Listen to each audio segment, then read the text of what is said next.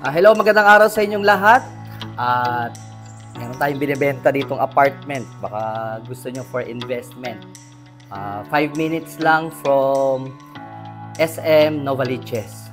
So, tignan natin. Ano to? 3-story. Tapos merong 3 kwarto. Tapos yung kada kwarto merong sariling CR.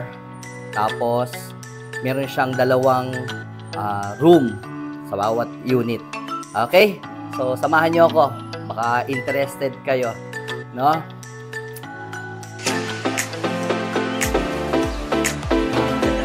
Sa inyong lahat.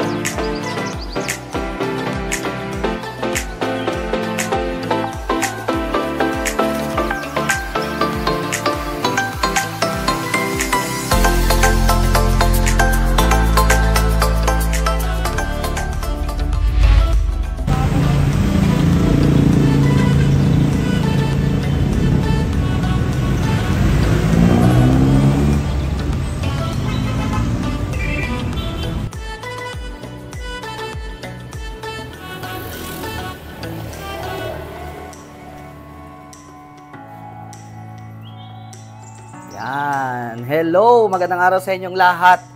Para sa mga naghahanap ng investment, no, na malapit sa Novaliches, SM, no, baka gusto niyo tong apartment na ito. Actually, 2 bahay to. Ito yung bungalow. Yan. Pero sa ninang ko yan, no, halika. So, ito, papasaraduhan natin. No, yan, pakita mo. Papalagyan to ng gate para may sariling access. Bali, ang binibenta dito yung apartment. Actually, wala pang nag-rent dito, no? Pero konting renovation lang to. Maganda na to ulit. Kaya yung mga investors dyan na gusto. So, eto, papa-survey natin to. No? Yan. So, may apartment dito. Ito yung 3-story. No? Halika, tingnan natin. No? Yan. So, ganito yung mga rooms. Ito ay inoccupy ng aking ninang ngayon. No, itong baba lang. So, kada kwarto dito ay may yung unit, merong 2 kwarto, merong CR. Ninang, kaway mo na dyan. Okay. Sige, tingnan natin yung sa taas. Okay. Yan. Okay.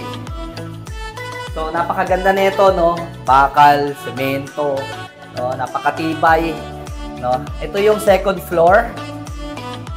Okay. Actually, wala talagang nangupahan dito, no? So, halika, tingnan natin tong loob. So, ganitong unit, no? May 2 kwarto. Di ba? Kaya bagay na bagay to para sa pamilya. Kaya kung naghahanap kayo ng pang-investment, no? For sale tong unit na to. Napakaganda pa naman dito, Novaliches. No? Kailangan ng mga nangungupahan. So, merong mga CR. Okay? At meron tayong mga lababo dito. No? Kaya, kung nag-iisip kayo ng paglalagyan ng marami yung pera, ang pinakamagandang investment talaga mga ganito. No? Alam mo, kinulang lang ako ng konti, bibiling ko na dapat to eh. Okay? So, ito ang 3rd floor. No? Kaya 3 unit to. Yan, ako napaka sarap ng hangin. Meron na rin, ano dito, ba yung water tank? No? Yan. Actually, walang nangupahan dito. No? Binili ito ng ninang ko. No? Tapos, may bungalow siya doon. So, syempre, as retirement, baka ang stay niya na lang yung bungalow. Kaya ito, binibenta niya na tong part na ito ng apartment. No?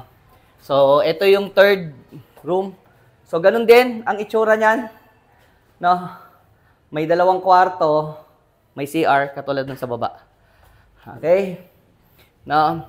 So, kung interested kayo, mag-message lang. Pwede ko kayo samahan para mapasyalan nyo tong unit na ito. No? For investment. Okay? Yan.